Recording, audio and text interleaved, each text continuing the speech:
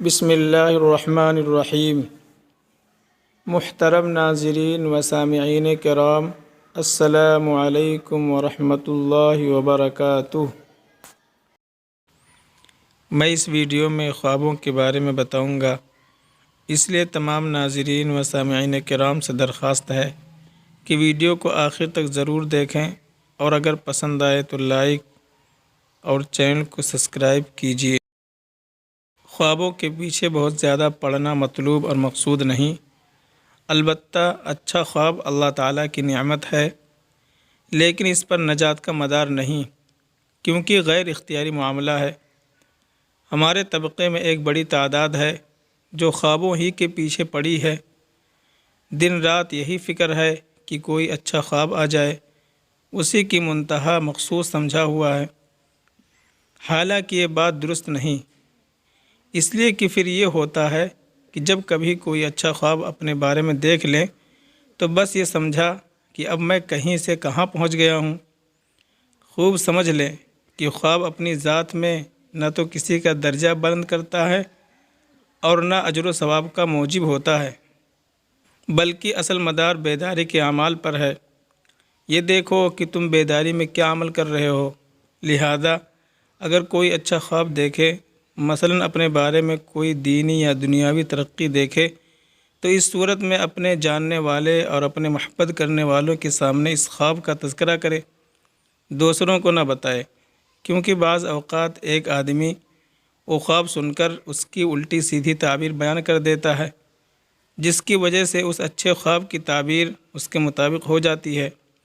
اس لیے اپنے محبت کرنے والوں کو وہ خواب بتائے اور اس پر اللہ تعالیٰ کا شکر ادا کرے۔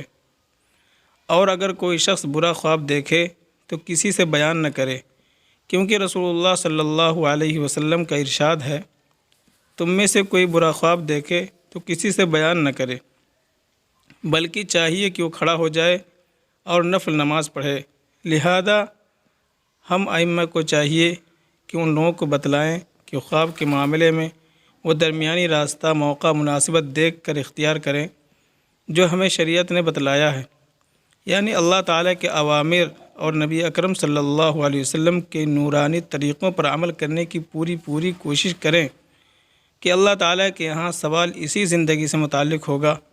اگر یہ زندگی اللہ تعالیٰ کے حکموں اور رسول اللہ صلی اللہ علیہ وسلم کے طریقوں کے موافق ہو تو چاہے انسان اپنے آپ کو خواب میں کسی بھی حالت اور مقام پر دیکھے تو اسے پریشان ہونے کی بالکل ضرورت نہیں۔ اور اگر خدا نخواستہ بیداری والی زندگی کے اعمال میں کوتاہیاں ہیں تو خواہ اپنے آپ کو خواب میں اچھے سے اچھے مقام پر بھی دیکھ لے تو کوئی فائدہ نہیں، اور نہ ہی اس پر مطمئن ہونا چاہیے۔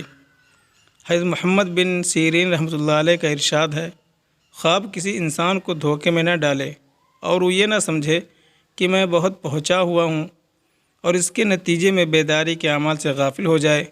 ایک صاحب نے حضرت تھانوی رحمۃ اللہ علیہ سے خواب کی تعبیر معلوم کرنے کی درخواست کی۔ اس پر حضرت والا نے فرمایا کہ خواب میں کیا رکھا ہے، بیداری کی کوئی بات پوچھو۔ آج کل لوگ خوابوں کے پیچھے پڑے ہوئے ہیں، کثرت سے خطوط میں خواب لکھے ہوئے آتے ہیں۔ میں اکثر جواب لکھ دیتا ہوں کہ بیداری کو چھوڑ کر خواب کے پیچھے پڑنا ایسا ہے جیسے کوئی اصل شکار کو چھوڑ کر اس کے سائے کے پیچھے پڑ جائے، اور یہ سب آخرت سے غفلت اور حقیقت سے بے خبری کی باتیں ہیں۔ بہت سے لوگ اس مغالطے اور دھوکے میں ہیں کہ انہوں نے خواب دیکھنے کا نام تصوف سمجھا ہے، اور کوئی اچھا خواب دیکھ لیا تو یہ سمجھنے لگے کہ اب ہم ولی ہو گئے۔ خواب کا عجیب و غریب راز ہیں، اس کو کوئی پہچان نہیں سکتا۔ اس واسطے حضرت والا فرمایا کرتے تھے کہ خوابوں کی فکر میں زیادہ نہ پڑو، بلکہ اپنی بیداری کی حالت کو درست کرو، اور اگر کسی نے کیسا بھی برے سے برا خواب دیکھا ہو، لیکن اگر تمہاری بیداری کی حالت صحیح ہے تو پھر کوئی فکر کی بات نہیں، ورنہ ان فضولیات میں کیا رکھا ہے؟ کیوں بیکار وقت کھویا جائے؟ وقت کی قدر کرنا چاہیے اور ضروری کام میں لگنا چاہیے۔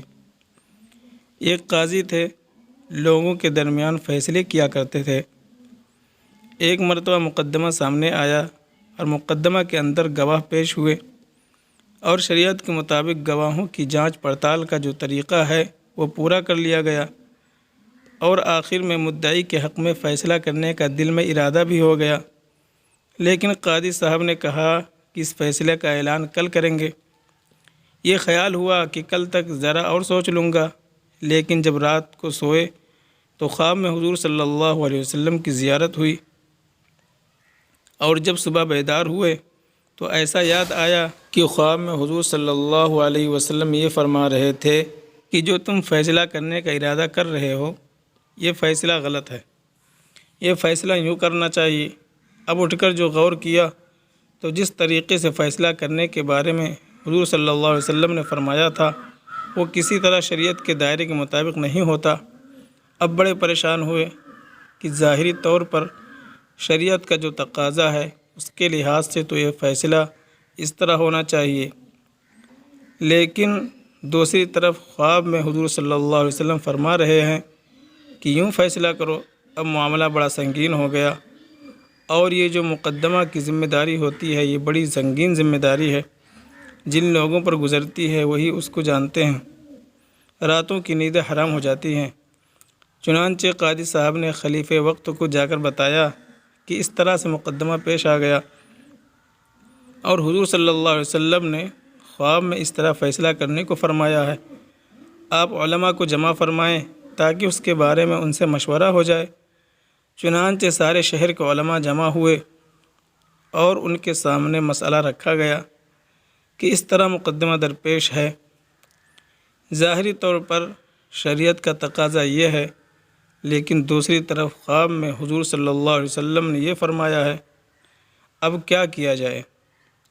علماء نے فرمایا کہ واقعتاً معاملہ بڑا سنگین ہے، حضور صلی اللہ علیہ وسلم کے فرمان پر عمل کرنا چاہیے، لیکن اس زمانے کے ایک بزرگ جو اپنی صدی کے مجدد کہلاتے تھے، حضرت شیخ عز الدین ابن عبدالسلام، وہ بھی مجلس میں حاضر تھے۔ وہ کھڑے ہوئے اور فرمایا کہ میں پورے جزم اور وثوق کے ساتھ کہتا ہوں کہ شریعت کے قاعدے کے مطابق آپ جو فیصلہ کرنے جا رہے ہیں وہی فیصلہ کیجیے، اور سارا گناہ ثواب میری گردن پر ہے۔ خواب کی بات پر فیصلہ کرنا جائز نہیں، اس لیے کہ خواب میں ہزاروں احتمالات ہو سکتے ہیں، اللہ جانے اپنے دل کی کوئی بات اس میں آ گئی ہو۔